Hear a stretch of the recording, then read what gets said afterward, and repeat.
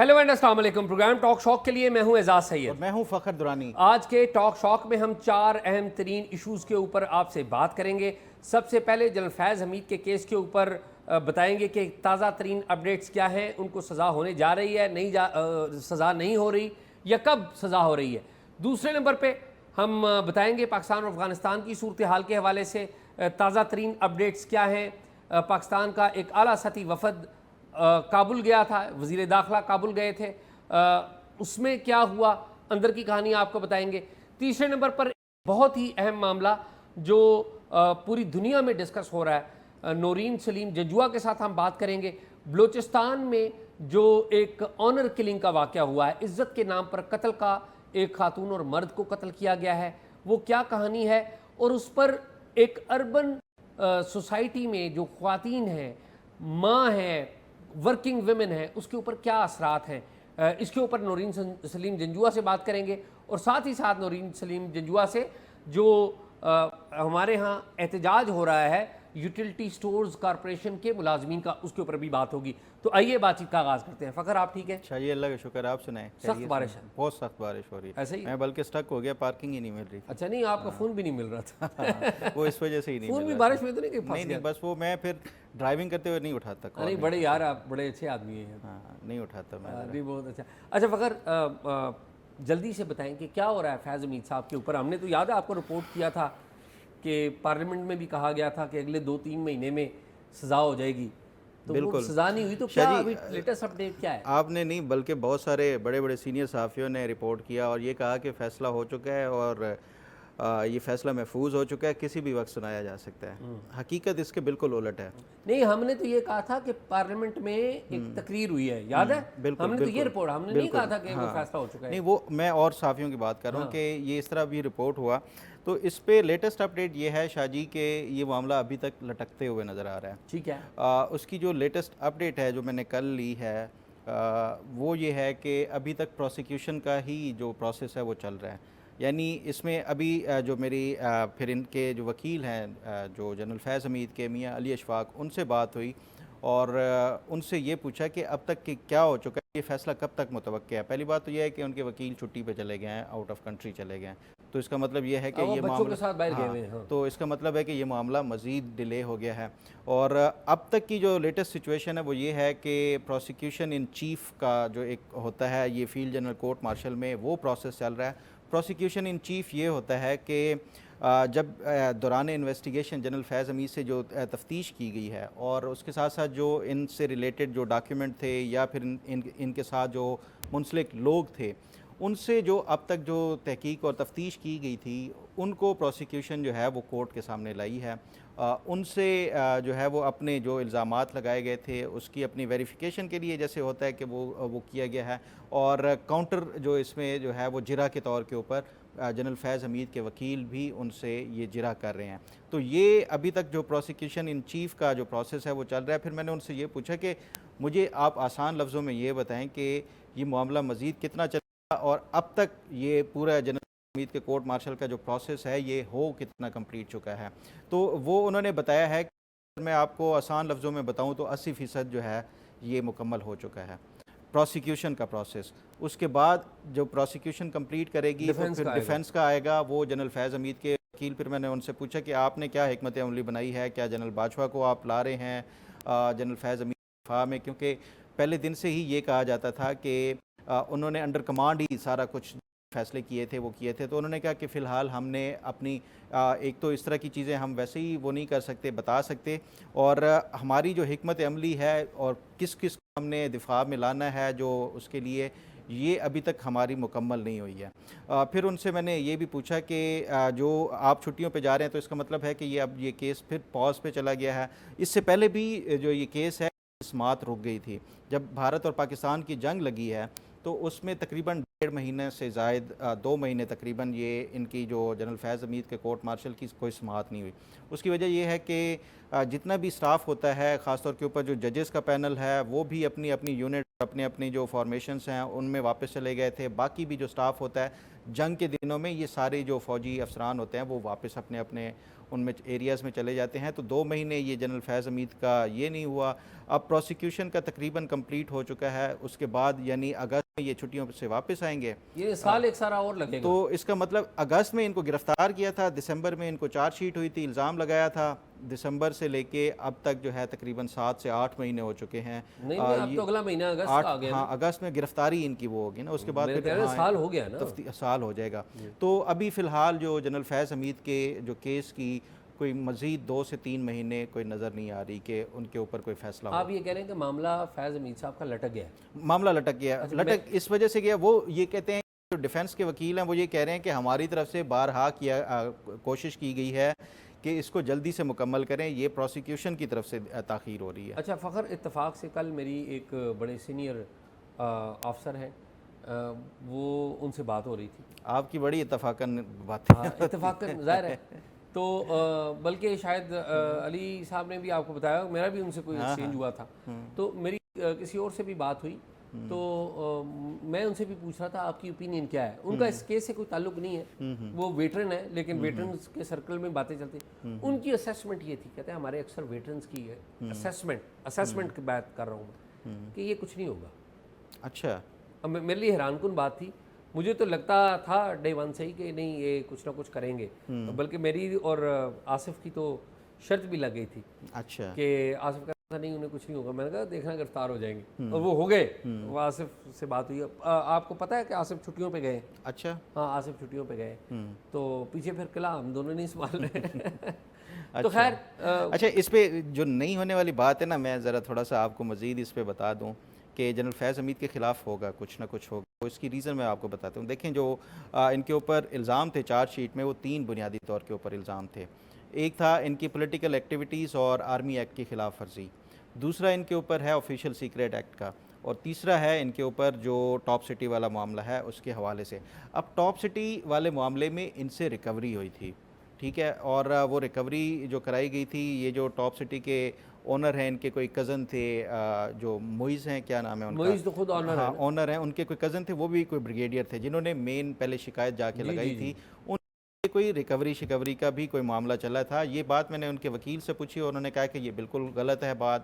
اور دوسری جو مین چیز جو ڈیفنس ہے جنرل فیض حمید کا, جو اس کیس میں ڈیفنس ہے آفیشیل سیکریٹ ایکٹ میں خاص طور کے اوپر, وہ یہ ہے کہ وہ کہتے ہیں کہ یہ جو ان کے اوپر الزامات لگائے گئے ہیں یہ ریٹروسپیکٹیو ہیں, یعنی ان کا ماضی کے اوپر اطلاق نہیں ہو سکتا. کیونکہ انہوں نے, آپ کو یاد ہے 2023 یا 24 میں 23 میں غالباً ایک ترمیم کی تھی آرمی ایکٹ میں, یہ آفیشیل سیکریٹ ایکٹ کے حوالے سے ہی. تو اس کے اوپر یہ ان کا دفاع ہے. جو پروسیکیوشن کی جتنی بھی جو ایگزامینیشن ہوئی ہے, وہ یہ کہتے ہیں کہ یہ ہمارے کلائنٹ کے اوپر اس کا اطلاق نہیں ہوتا, کیونکہ یہ بعد میں جو قانون میں ترمیم ہوئی ہے, اس لیے یہ اس سے مبرہ ہے. تو یہ ان کا ڈیفنس ہے جو ان کی آفیشیل سیکریٹ ایکٹ کی وجہ سے, پولیٹیکل ایکٹیویٹیز کے حوالے سے. اور 9 مئی کا تو بالکل ویسے ہی ان سے کویسچن نہیں ہو رہا جو جنرل فیض حمید سے. وہ جو تم بات کر رہے ہو نا, اگین میں تو آپ کو بتا رہا ہوں کہ جو ویٹرنز کیا سوچ رہے ہیں, میرے پاس زیادہ انفارمیشن نہیں, میں ان سے ان کا اس کیس سے بھی تعلق, تو اس کیس کو فالو کر رہے ہیں. ہو سکتا ہے سزا ہو, مجھے نہیں پتا اس بات کا, لیکن شروع میں بہت سارے لوگ کہتے تھے کہ نہیں کچھ نہیں ہوگا, تو میں کہتا تھا نہیں گرفتار ہوں. شاہ جی سزا لازمی ہوگی, کیونکہ اتنا بڑا اگر وہ کیا گیا ہے تو اس کا مطلب ہے کہ کچھ نہ کچھ انہوں نے ہوم ورک کیا ہوا تھا, کچھ ایویڈنس بھی تھے, سب کچھ تھا, اس کی بنیاد کے اوپر. لیکن فخر آپ کو پتہ ہے یہاں پر جو فیصلہ باز کا 1 مین کرتا ہے, تو وہ جنرل جاوید اقبال کو بھی آپ کو پتہ ہے گرفتار کر لیا گیا تھا. ہم نے اسی پروگرام میں ان کا پورا چارج شیٹ بتایا, پھر ہم نے اسی پروگرام میں بتایا کہ جی ان کو چھوڑ دیا گیا. جنرل جاوید اقبال کے آپ کو پتہ ہے نا کہ کس نے آدھی سزا جو ہے وہ جنرل باجوہ جب وہ ریٹائرمنٹ ہونے سے پہلے ہی چھوڑ کے ان کو معاف کر دی تھی ہیلتھ گراؤنڈ کے اوپر, اور آدھی سزا جو موجودہ ہے انہوں نے معاف کی ہے, اور یہ ریزن ان کی ہیلتھ کنڈیشن وہ بتایا گیا تھا. پہلا جو ان کا اوپن ہاؤس ہوا تھا جس دن یہ آرمی چیف بنے تھے, تو ان کی اہلیہ گئی تھیں اور ان کی فیملی گئی تھی. تو ظاہر ان کو بھی کوئی بیک گراؤنڈ ہوا ہوگا, ظاہر انٹیلیجنس چیف رہے ہیں, تو انہوں نے خیر معاف کر دیا تھا. تو خیر شاہ جی یہ تو چلیں فیض حمید کا ہو گیا. فیض حمید چائے کی پیالی پینے بھی گئے تھے کابل میں، تو مجھے ذرا کابل والا بتائیں کہ کیا کل وزیر داخلہ گئے اور ان کے ساتھ صادق خان بھی تھے اور پاکستان کا پورا جو ان کا وہ تھا ایمبیسی کے بھی باقی، تو کیا کوئی بڑی اہم لگتا ہے پیش رفت ہو رہی ہے کہ وہ حقانی سراج الدین حقانی سے بھی ملے ہیں؟ پہلی ملاقات ہے جی، ہاں یہ بڑی اہم ڈیولپمنٹ ہوئی ہے. پاکستان کے وزیر داخلہ کی افغانستان کے وزیر داخلہ سے پہلی ملاقات ہوئی ہے سراج حقانی کے ساتھ، محسن نقوی کی. اور یہ ملاقات ہوئی ہے، یہ ملاقات کروائی ہے جو اسپیشل انوائے ہیں پاکستان کے ایمبیسڈر صادق خان. انہوں نے ملاقات ارینج کروائی ہے. ظاہر ہے اس میں پورا ایک پیرافرنیلیا ہوتا ہے. ہمارے جو نظامانی صاحب ہیں ادھر ہیڈ آف مشن، ادھر سردار شکیب ہیں افغانستان کے ہیڈ آف مشن، تو یہ سب کا پورا ایک ہوم ورک ہوتا ہے. لیکن ملاقات اس لیے اہم ہے کہ آپ کو پتہ ہے کہ جو سراج حقانی ہے وہ امریکہ کی موسٹ وانٹڈ لسٹ میں رہے ہیں، بلکہ ابھی بھی ان کا نام اسی طرح ہے. اور یہ انہوں نے پوری جو وار آن ٹیرر ایکچولی انہوں نے لڑی تھی فرنٹ پہ، مین انہی کا ہی آتا تھا، حقانی نیٹ ورک کا ہی آتا تھا کہ یہ پرابلمٹک ہے. یعنی کہ ابھی حقانی نیٹ ورک کے جو سربراہ تھے وہ یہی ہیں. ٹھیک ہے، تو ان کی ملاقات. اب اگلی خبر یہ میں آپ کو دے رہا ہوں کہ اس ملاقات میں پاکستان آنے کے بھی، اب وہ پاکستان آئیں گے بطور وزیر داخلہ، سراج الدین حقانی جی سراج الدین حقانی پاکستان آئیں گے. اور اس میں دو اہم باتیں ہوئی ہیں کہ پاکستان اور افغانستان کے درمیان جو دوریاں تھیں اس میں 4000 کے قریب افراد کو، ملیٹنٹس کو، افغان ملیٹنٹس کو جو ٹی ٹی پی میں تھے ان کو انہوں نے گرفتار کیا تھا. اچھا 2000 جو ہے انہوں نے جب یقین دہانی کرائی کہ ہم نہیں کریں گے ان کو چھوڑ دیا. آپ کو یاد ہے دونوں ملکوں کے درمیان پچھلے سال دسمبر میں ہوا تھا، جنوری میں بھی ہم نے بھی ادھر کارروائی کی تھی، تو پھر تلخیاں پیدا ہو گئی تھیں. تو انہوں نے 2000 بندے چھوڑ دیے، لیکن 2000 بندے ابھی بھی ان کے پاس کسٹڈی میں. اب وہ انہوں نے یقین دلایا کہ ہم جو ملیٹنٹس ہیں ان کو روکیں گے، ٹی ٹی پی کو روکیں گے، باقی جماعتوں کو روکیں گے. ایک اور ڈیولپمنٹ ہوئی ہے، وہ یہ ایک اور ڈیولپمنٹ یہ ہے کہ یہ خالی یہ میٹنگ ہی نہیں ہے، اب اگلی میٹنگز بھی ہونے جا رہی ہیں. اچھا یعنی کہ پاکستان کے جتنے بھی اہم پورٹ فولیوز ہیں یہ ایک ایک بندہ ادھر جائے گا اور ان کا جو اہم پورٹ فولیوز سے ملیں گے، کاؤنٹر پارٹس ان کے ادھر آئیں گے. ہمارے آپ کو پتہ ہے ابھی چند دن پہلے نائب وزیر اعظم وزیر خارجہ گئے تھے ساگڈار، کابل میں گئے تھے.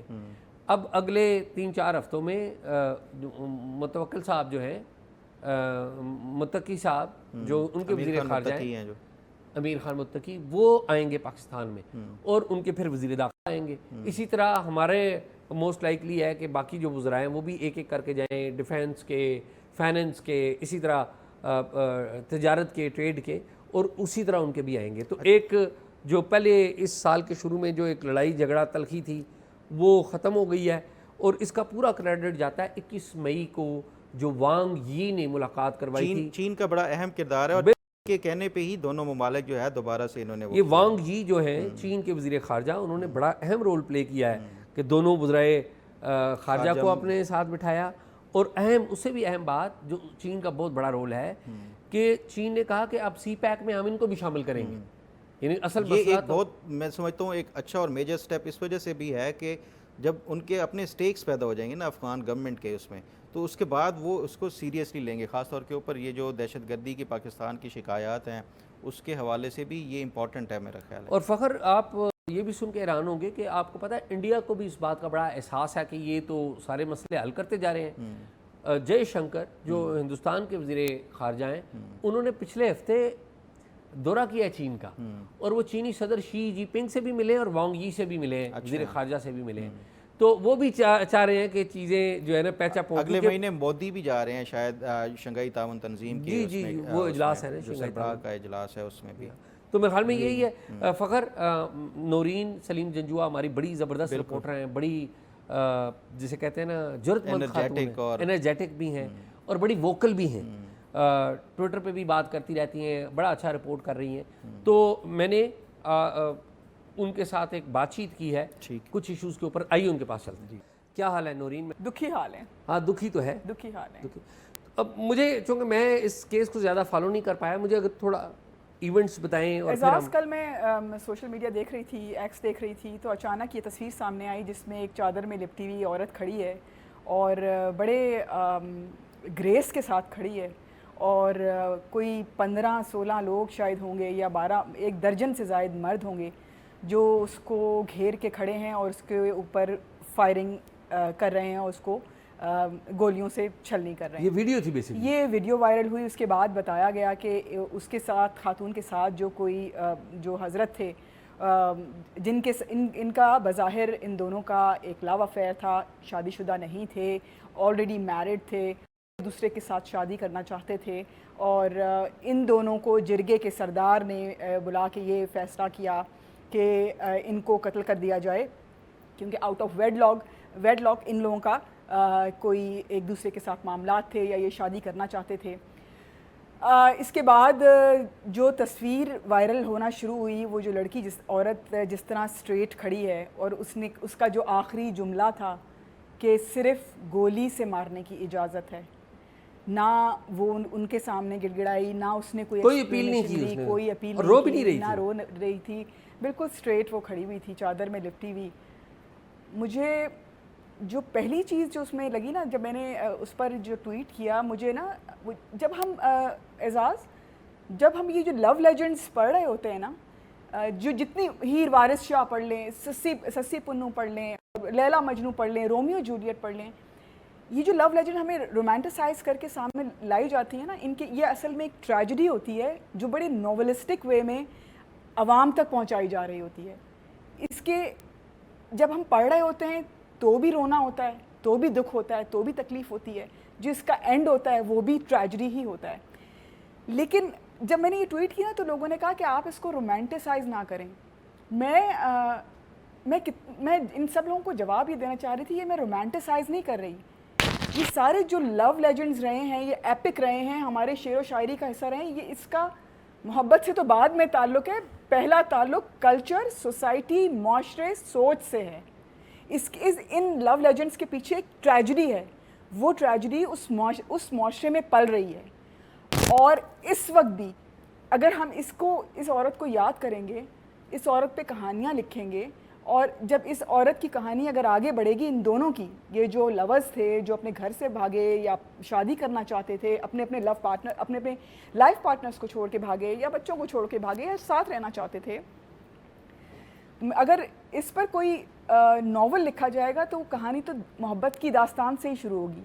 لیکن جو اگلی فیس ہے وہ معاشرے کا ہے, وہ کلچر کا ہے, وہ سوسائٹی کا ہے, وہ صدیوں کی اس سے قائم روایات کا ہے, جو آپ کو نہ جینے دیتے ہیں, نہ آگے بڑھنے دیتے ہیں, نہ پیچھے ہٹنے دیتے ہیں.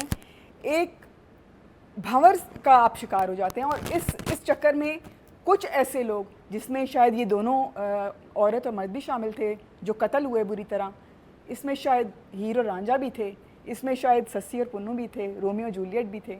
یہ وہ داستان ہے جو معاشرے کے ایک اگلی فیس کو, پرانی صدیوں بالکل سڑے ہوئے قدیم روایات سے چمٹے رہنے کو اس طرح بیان کرتی ہے. تو دکھی داستان ہے, تکلیف ہوئی. اور اس کے بعد جس سردار نے یہ فیصلہ کیا تھا, جو اس میں شامل تھا, شیرباز باتکزئی, اس کو پولیس نے گرفتار کر لیا کیونکہ سوشل میڈیا پہ بہت شور اٹھا. ویسے اعزاز, یہ ایک کہانی تھی جو سوشل میڈیا پر ویڈیو وائرل ہوئی تو ہمیں پتہ چلی, پتہ نہیں ایسی اور کتنی کہانیاں موجود ہیں, اور روز ایسی کتنی آنر کلنگز ہوتی ہیں. اچھا, سرفراز بگٹی صاحب کا بڑا ایک جملہ سامنے آیا کہ ان دونوں کا کوئی ازدواجی تعلقات نہیں تھے, یعنی کہ وہ کہنا یہ چاہتے تھے یہ دونوں غیر شادی شدہ تھے. ان کو یہ کہنے کی ضرورت کیوں پیش آئی؟ بات یہ تھی کہ وہ دونوں ایڈلٹ تھے, اپنی مرضی سے اپنی زندگی کا فیصلہ کرنا چاہتے تھے, مگر ان کے جرگے کی, ان کے علاقے کی روایات نے ان کو اس طرح بے دردی سے قتل کیا اور ظلم کیا. بس یہ داستان ہے. اور یہ چیزیں ہمارے کلچر میں موجود ہیں, صدیوں سے چلی آ رہی ہیں. ان پر بات ہونی چاہیے, ان پر اوپن ڈسکشنز ہونے چاہیے, ان پر فوکس ہونا چاہیے, اس پر تبدیلی آنی چاہیے. Noreen, no doubt about it کہ اس کے اوپر بات ہونی چاہیے. اور ہم میری اس پروگرام سے پہلے آپ سے بات ہو رہی تھی, تو ہم اس موضوع پہ ایک بڑی تفصیل سے ڈسکشن بھی رکھیں گے. ڈیٹا کچھ میں نے اکٹھا کرنا ہے, کچھ آپ کی ڈسکشن کرنی ہے, تو اس کے اوپر بھی بات کریں گے. اس پہ جتنی بھی بات کریں وہ کم ہے, لیکن یہ بڑا تکلیف دہ واقعہ ہے. لیکن اچھی بات یہ ہے کہ گورنمنٹ کو کم از کم گورنمنٹ نے نوٹس لے لیا, اچھی بات یہ ہے. اور یہ نوٹس ہم نے ایک بلوچستان کے واقعے کو دیکھا ہے، بہت سارے ایسے واقعات اسلام آباد میں، کے پی میں، خیبر پختونخوا میں، سندھ میں، بلوچستان میں ہو رہے ہیں انفارچونیٹلی، پنجاب میں، اور ہم اس پہ بات نہیں کرتے. جی ہمارے جو ٹی وی چینلز ہیں ان کی ہیڈ لائنز کچھ ہو رہے ہیں. جی وہ وزیر اعظم نے یہ کہہ دیا، صدر نے یہ کہہ دیا، آرمی چیف نے یہ کہہ دیا، اور عمران خان نے یہ کہہ دیا. یہ چل رہا ہے یہاں پر، بالکل ایسے ٹھیک ہے، اور کوئی آبجیکٹو بات نہیں ہو رہی ہے. اعزاز، یہ جو معاشرے میں جو فرسٹریشن پل رہی ہے نا، یہ بہت سی ایسی چیزوں کو تبدیل کرنے کی ضرورت ہے جن کو ہم فالو کرتے آئے ہیں، جن کو ہم فالو کر رہے ہیں، کیونکہ لوگ یہ کہتے ہیں، کیونکہ ہمارے معاشرے میں یہ ہے، کیونکہ ہمیں یہ بتایا گیا ہے، کیونکہ یہ روایات اسی طرح چلی آ رہی ہیں. ایسا نہیں ہوگا تو ایسا ہو جائے گا، ایسا نہیں ہوگا تو ایسا ہو جائے گا.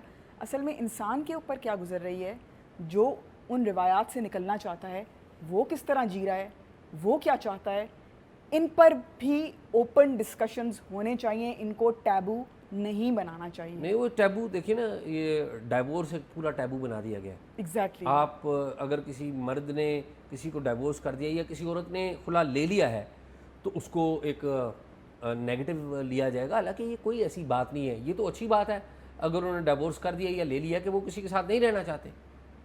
یہ تو بہت، اس سے بہتر ہے کہ ٹاکسک ریلیشن کو چلانے سے بہتر ہے کہ آپ الگ لڑ لیں. بالکل ایسا ہی ہے. تو بالکل. یہ بات بچوں کو بھی سمجھانے کی ضرورت ہے، کیونکہ ہم نے سوسائٹی میں اس طرح کی بنیاد رکھ دی ہوئی ہے، اور یہ بچپن سے ہی بتانے کی ضرورت ہے کہ آپ جو پیس آف مائنڈ ہے نا وہ بڑا اہم ہے. خیر، اس کے اوپر جتنی بھی بات کریں وہ کم ہے، لیکن ہم نے اس موضوع کو فالو اپ کرنا ہے. میں نے آپ کو بتایا کہ ایک ڈیٹا میں لے کے آؤں گا، اس کے اوپر ہم ڈیٹا کی روشنی میں بات کریں گے. تو اس پہ تو کریں گے کوئکلی. یوٹیلیٹی سٹورز کا کہ لوگ احتجاج کر رہے ہیں. اعزاز، میں آپ کو یوٹیلیٹی سٹور کی کیا کہانی سناؤں. پچھلے 6 مہینے ہو گئے ہیں. آپ وزارت خوراک کی قائمہ کمیٹی میں اٹینڈ کرتی ہوں، کامرس کی قائمہ کمیٹی اٹینڈ کرتی ہوں، پاورٹی ایلیویشن کی کرتی ہوں، انڈسٹری کی کرتی ہوں قائمہ کمیٹی. ہر جگہ ایون اسمبلی سیشنز میں بھی پچھلے 6 مہینے ہو گئے ہیں مستقل یوٹیلیٹی سٹورز کا مسئلہ گول گول گھوم رہا ہے، گول گول گھوم رہا ہے. چیئرمین کمیٹی بیٹھے ہوئے ہوتے ہیں، وہ نوٹس لیتے ہیں، بیچ میں ممبران کھڑے ہوتے ہیں، MNS کھڑے ہوتے ہیں کہ یوٹیلیٹی سٹورز کے ملازمین کو فارغ نہیں کیا جائے گا، یوٹیلیٹی سٹور فائدہ پہنچا رہے ہیں، یہ ادارہ پروفٹ میں جا رہا ہے، اس معاملے کا حل کیا جائے. چیئرمین کمیٹی وزارتوں کی طرف دیکھتا ہے، سیکرٹریز کی طرف دیکھتا ہے، بیوروکریٹس کی طرف دیکھتا ہے. وہ اپنی ایک بریفنگ جو لکھی لکھائی ان کا جو پرنٹ آؤٹ ہوتا ہے، میں یہ تمام آپ کو قائمہ کمیٹیز کا ریگولر حال بتا رہی ہوں جو اس طرح روٹیٹ اسی طرح سرکل میں چل رہا ہے. سرکل میں رپورٹ کر رہی ہوں. یوٹیلیٹی سٹور کا مسئلہ وہیں کا وہیں کھڑا ہے. ان کے ملازمین سے آج میری بات ہوئی، وہ دھرنے میں بارش میں جمع ہوئے خواتین حضرات. انہوں نے کہا کہ میں نے کہا آپ لوگوں کو پتہ ہے کہ آپ لوگوں کا فیصلہ کون کر رہا ہے، کیا کیا جا رہا ہے، اس پر کیا بات ہو رہی ہے یا کس طرف لے کے جائیں گے. کہہ رہے ہیں ہمیں کچھ نہیں پتہ حکومت ہمارے لیے کیا کر رہی ہے، ہمیں یہ پتا ہے کہ یوٹیلیٹی سٹورز بند کر دیے گئے ہیں، آگے ہمارا مستقبل کیا ہے یہ نہیں پتا. آج میں کامرس کی قائمہ کمیٹی میں بیٹھی ہوئی تھی، پیپلز پارٹی کے مرزا اختیار بیگ، ویری نائس جینٹلمین. میں نے ان کو اسپیشلی، یہ حالانکہ ایجنڈا میں شامل نہیں تھا، میں نے ان کو لکھ کے بولا کہ میں نے کہا سر یہ یوٹیلیٹی سٹورز کے ملازمین پر پیپلز پارٹی بہت آواز اٹھاتی ہے، آپ اس پر ان سے وجہ پوچھیں. یہ کامرس والے بیٹھے ہیں، وزارت بیٹھی ہے، بیوروکریسی بیٹھی ہے، چیئرمین بیٹھی ہے، آپ ان کے مسئلے کا کیا حل ہے. وہ لوگ پھر دھرنا دے کر بیٹھ گئے. مرزا اختیار بیگ نے بیچ میں آؤٹ آف ایجنڈا، یہ ویری کائنڈ آف ہم کہ انہوں نے آواز اٹھائی کہ آپ ہمیں بتائیں. رانا تنویر نے اسمبلی کے فلور پہ کہا تھا کہ ان ملازمین کا کوئی نہ کوئی بندوبست کیا جائے گا، یہ ادارہ پروفٹ میں جا رہا ہے، یا اگر اس کو بند بھی کیا گیا تو ان ملازمین کو کہیں نہ کہیں کھپایا جائے گا. کسی کو کچھ نہیں پتا تھا. سارے ممبران بولے جی جی جی جی یہ ہاں یہی مسئلہ چل رہا ہے، یہی مسئلہ چل رہا ہے. جواب میں آیا بیوروکریسی سے جواب آیا جی ہم اس معاملے کو دیکھ رہے ہیں، اس معاملے سے وزارتوں سے بات ہو رہی ہے. یعنی کہ گول گول گول گول کہانی اب تک چل رہی ہے اور ابھی تک ملازمین اسی طرح دھکے کھا رہے ہیں. یہ کس طرف معاملہ بیٹھا یہ پتا ہے کہ یوٹیلیٹی سٹورز بند کر دیے گئے ہیں، ان ملازمین کے ساتھ کیا ہوگا یہ نہیں پتا. نورین بہت شکریہ آپ کا. تھینک یو سو مچ. جی تو ناظرین آپ نے دیکھا، اس حوالے سے کوئی بھی آپ کا فیڈ بیک ہو یا آپ کامنٹ کرنا چاہتے ہیں یا کوئی انفارمیشن دینا چاہتے ہیں تو ہمیں talkshock7@gmail.com پہ دے سکتے ہیں. آج تک کے لیے اتنا ہی. اللہ حافظ.